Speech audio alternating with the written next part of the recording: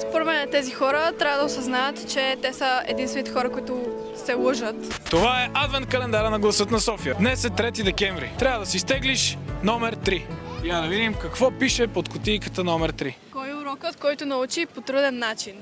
Урокът, който научих по труден начин е, че не трябва да се вярва на никой. Доста често са ме предавали приятели и по този начин много съм се патила. А това промени ли теб?